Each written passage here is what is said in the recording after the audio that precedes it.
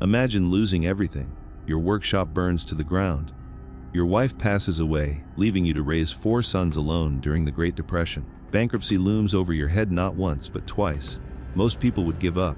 Most people would walk away. But Ole Kirk Christiansen didn't. Instead, he carved a few wooden toys in his garage and accidentally created a billion-dollar empire that would bring joy to over 400 million children worldwide. This is the untold story of Lego, a tale of resilience, innovation, and those iconic little plastic bricks that changed the world forever. What you're about to discover will make you see these simple toys in a completely different light.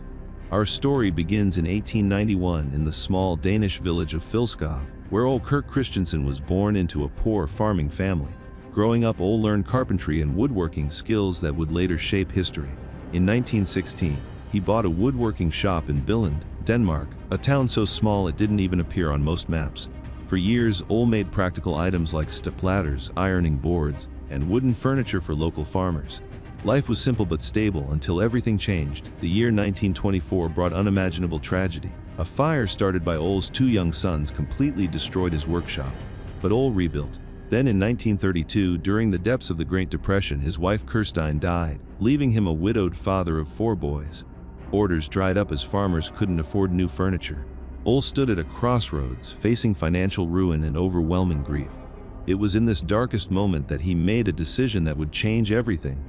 With little money and even less hope, Ole started making wooden toys. He crafted small cars, airplanes, and yachts, believing that even in hard times, children deserved to play.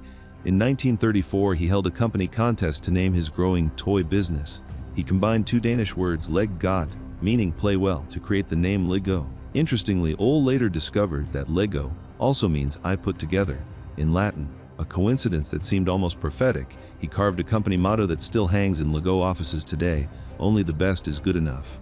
By 1940, Lego was producing over 40 different wooden toys, but Ole's vision extended far beyond wood. In 1947, he became one of Denmark's first manufacturers to purchase a plastic injection molding machine, an expensive gamble that many thought foolish. Plastic toys were seen as cheap and inferior to traditional wooden ones. Critics mocked his decision, but Ole saw the future, and in 1949, Lego produced its first plastic toy, the automatic binding brick. These early bricks could stick together, but they lacked the clutch power that would make Lego famous.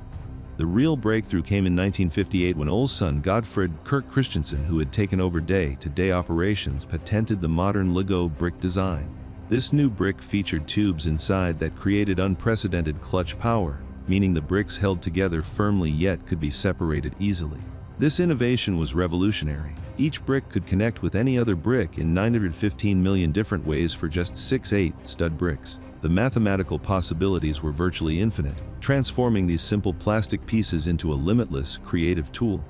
Tragically, Ole Kirk Christiansen passed away in 1958, just months before witnessing his greatest triumph. He died at age 66, never knowing that his wooden toy company would become a global phenomenon worth over $7 billion. But his legacy lived on through his son Godfred, who expanded the vision with relentless determination. The 1960s marked Lego's golden age of expansion. In 1968, the first Legoland theme park opened in Billund, attracting 625,000 visitors in its first year alone. The Lego Group introduced the Duplo line in 1969 for younger children with larger brick, followed by Lego Technic in 1977 for older builders seeking mechanical challenges. The company was innovating constantly, understanding that play wasn't just for children but for anyone with imagination. However, success wasn't guaranteed. The 1990s brought Lego to the brink of bankruptcy. The company had diversified too much, creating clothing lines, theme parks, and video games while losing focus on its core product. By 2003, Lego reported a devastating 800 million Danish kroner loss, roughly $130 million. The family business that survived the Great Depression was facing extinction in the modern era. Many believed Lego's time had passed, that digital entertainment would make physical toys obsolete. Enter Jørgen Vig Knudstorp, who became CEO in 2004 and became the first non-family member to lead the company. Knudstorp made brutal but necessary decisions. He cut 47% of the product range, sold the Legoland parks, and refocused entirely on the brick.